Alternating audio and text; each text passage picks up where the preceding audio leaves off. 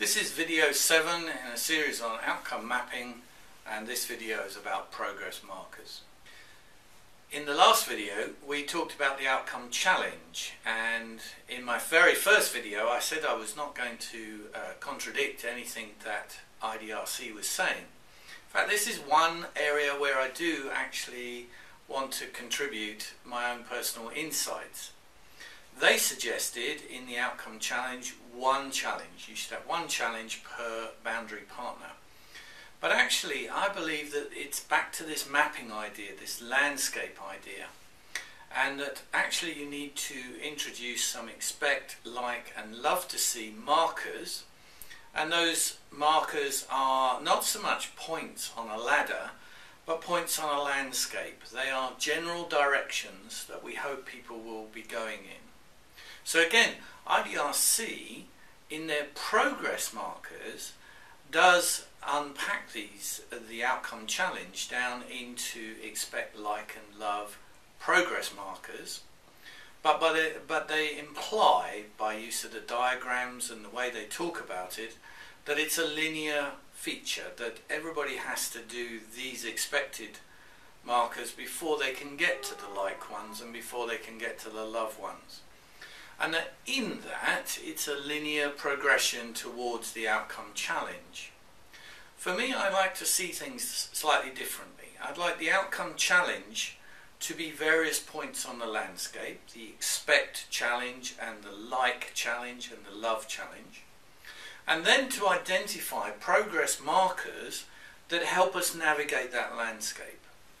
So for instance, the example that we had in the last video was about a community taking hold of a water supply. So we set an outcome challenge, an expected outcome challenge, that at least the committee existed and that they met regularly and they had a willingness to get some resources.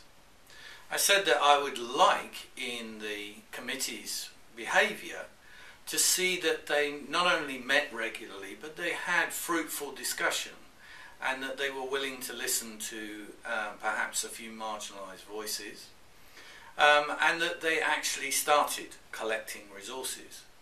And I said that I would love to see that committee considered other problems within the community and was willing to actually tackle other things that were relevant to the community at large. So those were my expect, like and love challenges.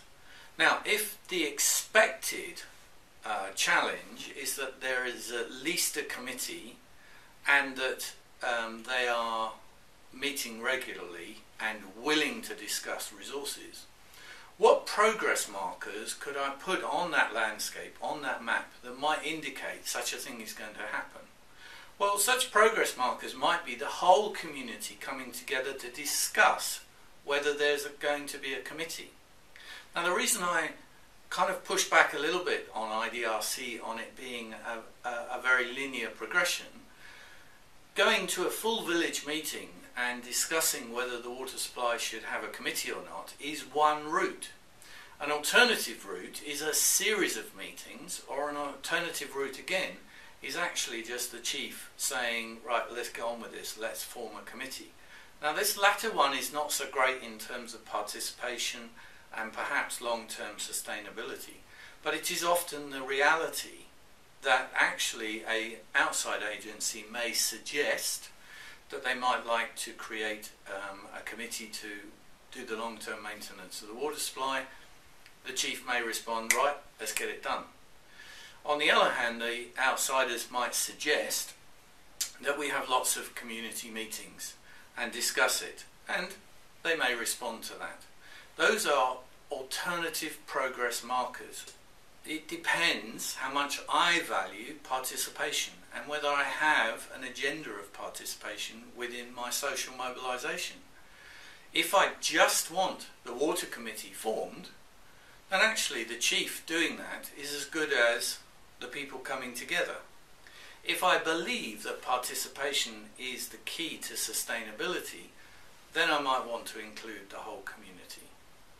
But Often community gathering in slums or is not possible, and actually we rely on local leaders forming committees and getting on with things. Now that's only my expect idea, and once the committee has formed, they then have to have some discussions. So other progress markers might be that they actually open a bank account.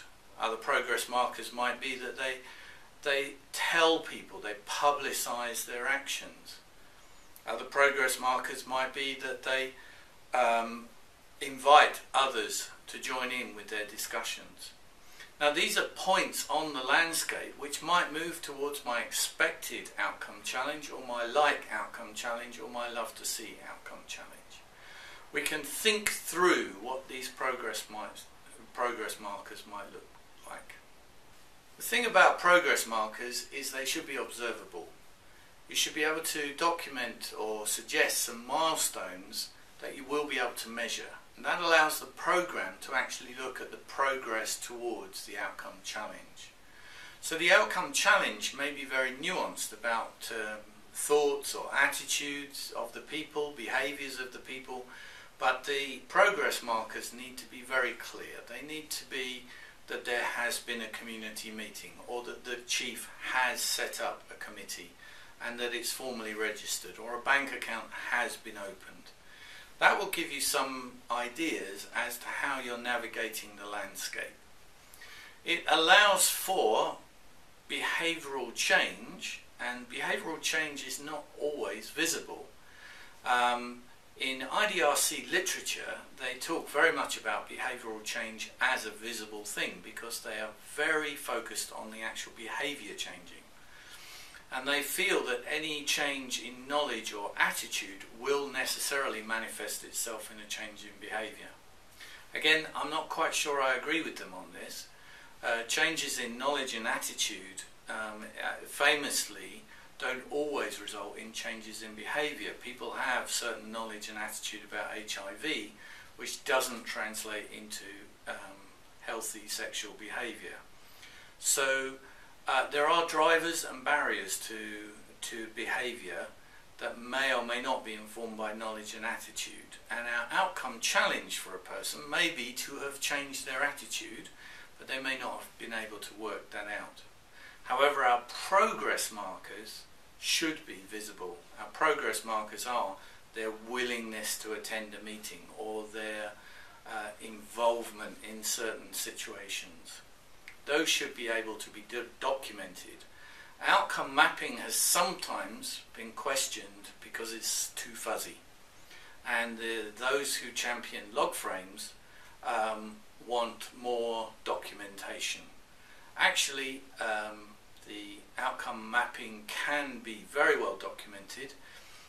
Indeed, when we come on to outcome journaling in a moment, it can be too well documented, and it can put too much of a burden on people. But we'll discuss that in the next video.